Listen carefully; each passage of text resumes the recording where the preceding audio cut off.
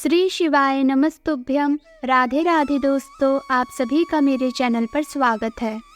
आज मैं आप सभी लोगों को श्रवण कराऊंगी शिव पुराण के विदेश्वर संहिता का 6वां अध्याय, 7वां अध्याय, 8वां अध्याय, 9वां अध्याय और 10वें अध्याय की कथा। तो कृपया करके आप इस वीडियो को पूरा जरूर सुने और इसे बीच में ना छोड़ें। तो आइए श्रवण करते हैं शिव पुराण के विदेश्वर संहिता के 6ठे अध्याय की कथा।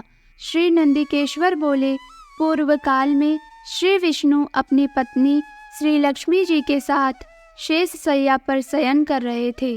तब एक बार ब्रह्मा जी वहां पहुँचे और विष्णु जी को पुत्र कहकर पुकारने लगे। पुत्र उठो, मैं तुम्हारा ईश्वर तुम्हारे सामने खड़ा हूँ। यह सुनकर विष्णु जी को क्रोध आ गया। फिर भी शांत रहते हुए वे बोले, पुत्र तुम्हारा कल्याण हो, कहो अपने पिता के पास कैसे आना हुआ। यह सुनकर ब्रह्मा जी कहने लगे, मैं तुम्हारा रक्षक हूँ, सारे जगत का पितामह हूँ, सारा जगत मुझ में निवास करता है। तू मेरी नाभि कमल से प्रकट होकर मुझसे ऐसी बातें कर रहा है। इस प्रकार दोनों में विवाद होने लगा। तब वे दोनों अपने को प्रभु कहते कहते एक दूसरे का वध करने को तैयार हो गए। हंस और गरुड़ पर बैठे दोनों परस्पर युद्ध करने लगे। ब्रह्मा जी के वक्षस्थल में विष्णु जी ने अनेकों अस्त्रों का प्रहार करके उन्हें व्याकुल कर दिया। इससे कुपित हो ब्रह्मा जी ने भी पलटकर भयानक प्रहार किए। उनके पारस्परिक आघातों से देवताओं में हलचल मच गई। वे घबराए और त्रिशूलधारी भगवान शिव के पास गए और उन्हें सारी व्यथा सुनाई। भगवान शिव अपनी सभा में उमा देवी सहित सिंहासन पर विराजमान थे और मंद मंद मुस्कुरा रहे थे। अब मैं आप सभी लोगों को श्रवण कराऊंगी शिव पुराण के विदेश्वर संहिता के 7वें अध्याय की कथा। महादेव जी बोले, पुत्रों, मैं जानता हूँ कि तुम ब्रह्मा और विष्णु के परस्पर युद्ध से बहुत दुखी हो। तुम डरो मत, मैं अपने गणों के साथ तुम्हारे साथ चलता हूँ। तब भगवान शिव अपनी नंदी पर आरूढ़ हो देवताओं सहित युद्ध स्थल की ओर चल दिए। वहां छिपकर वे ब्रह्मा विष्णु के युद्ध को देखने लगे। उन्हें जब यह ज्ञात हुआ कि वे दोनों एक दूसरे को मारने की इच्छा से माहेश्वर और पाशुपात अस्त्रों का प्रयोग करने जा रहे हैं, तो वे युद्ध को शांत करने के लिए महाअग्नि के तुल्य एक स्तंभ रूप में ब्रह्मा और विष्णु के मध्य खड़े हो गए। महाअग्नि के प्रकट होते ही दोनों के अस्त्र स्वयं ही शांत हो गए। अस्त्रों को शांत होते देखकर ब्रह्मा और विष्णु दोनों कहने लगे कि इस अग्नि स्वरूप स्तंभ के बारे में हमें जानकारी करनी चाहिए। दोनों ने उसकी परीक्षा लेने का निर्णय लिया। भगवान विष्णु ने सूकर रूप धारण किया और उसको देखने के लिए नीचे धरती में चल दिए। ब्रह्मा जी हंस का रूप धारण करके ऊपर की ओर चल दिए। पाताल में बहुत नीचे जाने पर भी विष्णु जी को स्तंभ का अंत नहीं मिला, अतः वे वापस चले आए। ब्रह्मा जी ने आकाश में जाकर केतकी का फूल देखा। वे उस फूल को लेकर विष्णु जी के पास गए। विष्णु जी ने उनके चरण पकड़ लिए। ब्रह्मा जी के छल को देखकर भगवान शिव प्रकट हुए। विष्णु जी की महानता से शिव प्रसन्न होकर बोले, हे विष्णु जी, आप सत्य बोलते हैं, अतः मैं आपको अपनी समानता का अधिकार देता हूँ। अब मैं आप सभी लोगों को श्रवण कराऊंगी शिव पुराण के विदेश्वर संहिता के 8वें अध्याय की कथा। श्री नंदिकेश्वर बोले, महादेव जी ब्रह्मा जी के छल पर अत्यंत क्रोधित हुए।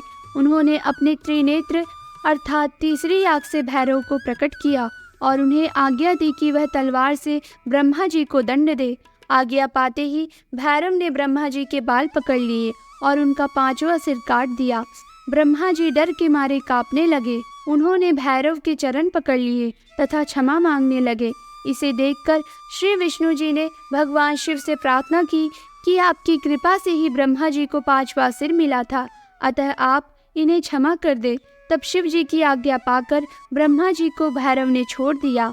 शिव जी ने कहा, तुमने प्रतिष्ठा और ईश्वरत्व को दिखाने के लिए छल किया है, इसलिए मैं तुम्हें श्राप देता हूँ कि तुम सत्कार, स्थान व उत्सव से विहीन रहोगे।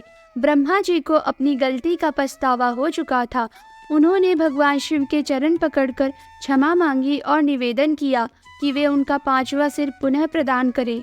महादेव जी ने कहा, जगत की स्थिति को बिगड़ने से बचाने के लिए पापी को दंड अवश्य देना चाहिए ताकि लोक मर्यादा बनी रहे। मैं तुम्हें वरदान देता हूँ कि तुम गणों के आचार्य कहलाओगे और तुम्हारे बिना यज्ञ पूर्ण नहीं होंगे। फिर उन्होंने केतकी के पुष्प से कहा, अरे दुष्ट केतकी पुष्प, अब मेरी पूजा के अयोग्य रहोगे।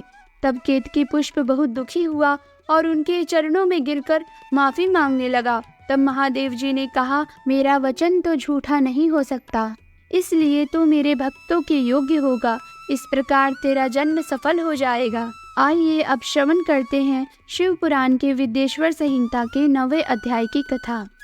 श्री नंदिकेश्वर कहते हैं, ब्रह्मा जी और विष्णु जी भगवान शिव को प्रणाम कर चुपचाप उनके दाएं बाएं भाग में खड़े हो गए। उन्होंने पूजनीय महादेव जी को श्रेष्ठ आसन पर बैठाकर पवित्र वस्तुओं से उनका पूजन किया। दीर्घ काल तक स्थिर रहने वाली वस्तुओं को पुष्प वस्तु तथा अल्पकाल तक टिकने वाली वस्तुओं को प्राकृत वस्तु कहते हैं। हार, नुपुर, कियूर, किरीट, मणिमय कुंडल, यज्ञोपवीत, उत्तरीय वस्त्र, पुष्पमाला, रेशमी वस्त्र, हार, मुद्रिका, पुष्प, तांबूल, कपूर, चंदन एवं अगरू का अनुलेप, धूप, दीप, श्वेत छत्र, व्यंजन, ध्वजा, चवर तथा अनेक दिव्य उपहारों द्वारा जिनका वैभव वाणी और मन की पहुँच से परे था, जो केवल परमात्मा के योग्य थे, उनसे ब्रह्मा जी और विष्णु जी ने अपने स्वामी महेश्वर का पूजन किया। इससे प्रसन्न होकर भगवान शिव ने दोनों देवताओं से मुस्कुराकर कहा, पुत्र, आज तुम्हारे द्वारा की गई पूजा से मैं बहुत प्रसन्न हूँ। इसी कारण यह दिन परम पवित्र और महान होगा। यह तिथि शिवरात्रि के नाम से प्रसिद्ध होगी और मुझे परम प्रिय होगी।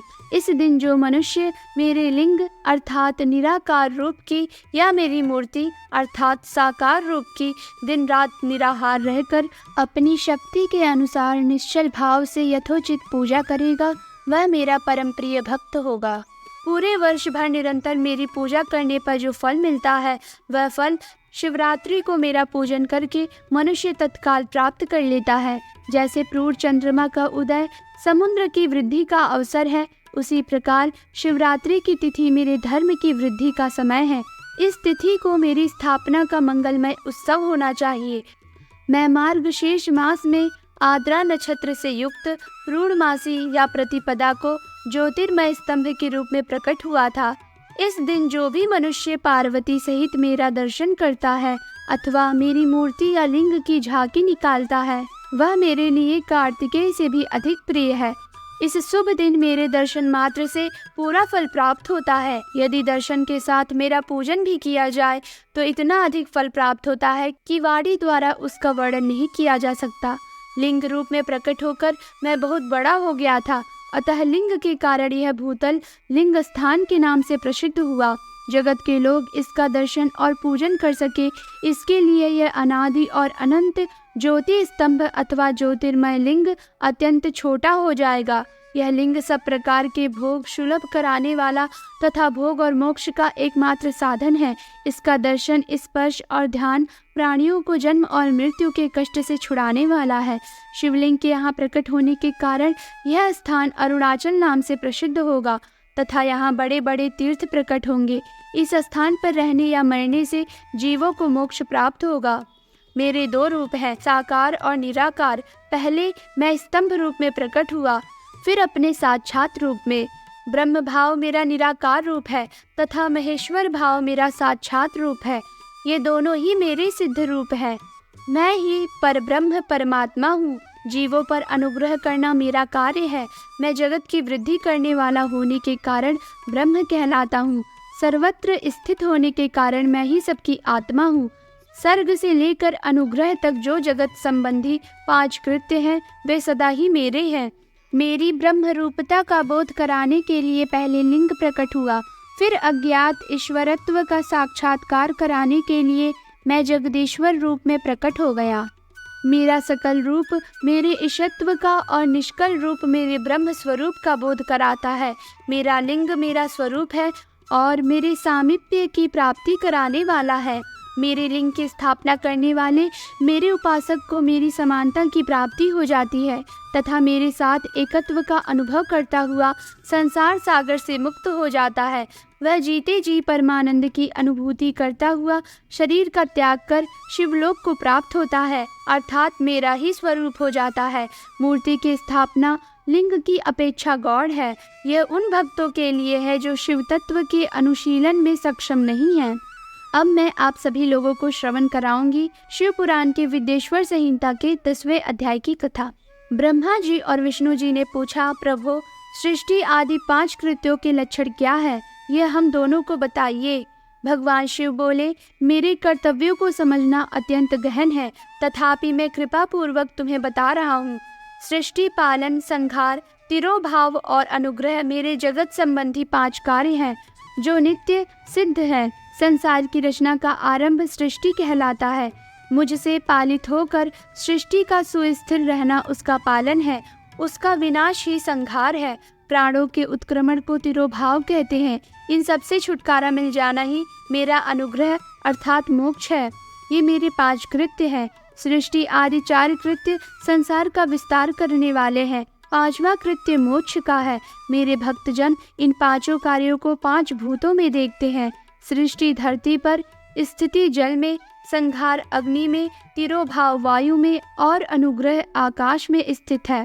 पृथ्वी से सबकी सृष्टि होती है, जल से वृद्धि होती है, आग सबको जला देती है, वायु एक स्थान से दूसरे स्थान पर ले जाती है और आकाश सबको अनुग्रहित करता है। इन 5 कृत्यों का भार वहन करने के लिए ही मेरे 5 मुख हैं।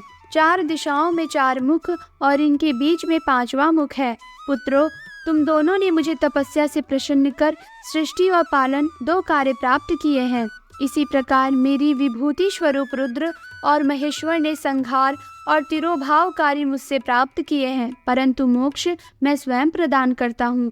मैंने पूर्व काल में अपने स्वरूप भूत मंत्र का उपदेश किया है, जो ओमकार रूप में प्रसिद्ध है। यह मंगलकारी मंत्र है। सर्वप्रथम मेरे मुख से ओमकार ओम प्रकट हुआ, जो मेरे स्वरूप का बोध कराता है। इसका स्मरण निरंतर करने से मेरा ही सदा स्मरण होता है। मेरे उत्तरवर्ती मुख से अकार का, पश्चिम मुख से उकार का, दक्षिण मुख से मकार का, पूर्ववर्ती मुख से बिंदु का तथा मध्यवर्ती मुख से नाद का प्रकटीकरण हुआ है। इस प्रकार इन 5 अवयवों से ओमकार का विस्तार हुआ है। इन 5 अवयवों के एकाकार होने पर प्रणव ओम नामक अक्षर उत्पन्न हुआ। जगत में उत्पन्न सभी स्त्री पुरुष इस प्रणव मंत्र में व्याप्त हैं। यह मंत्र शिव शक्ति दोनों का बोधक है। इसी से पंचाक्षर मंत्र ओम नमः शिवाय की उत्पत्ति हुई है। यह मेरे साकार रूप का बोधक है। इस पंचाक्षर मंत्र से मातृका वर्ण प्रकट हुए हैं, जो 5 भेद वाले हैं। इसी से शिरो मंत्र सहित त्रिपदा गायत्री का प्राकट्य हुआ है। इस गायत्री से संपूर्ण वेद प्रकट हुए और उन वेदों से करोड़ों मंत्र निकले हैं। उन मंत्रों से विभिन्न कार्यों की सिद्धि होती है। इस पंचाक्षर प्रणव मंत्र से सभी मनोरथ पूर्ण होते हैं। इस मंत्र से भोग और मोक्ष दोनों प्राप्त होते हैं।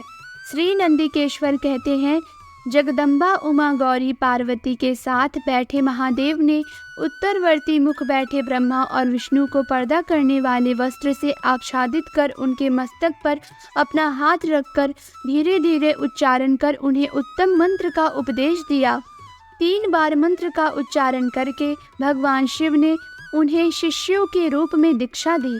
गुरु दक्षिणा के रूप में दोनों ने अपने आप को समर्पित करते हुए दोनों हाथ जोड़कर उनके समीप खड़े हो जगत गुरु भगवान शिव की इस प्रकार स्तुति करने लगे।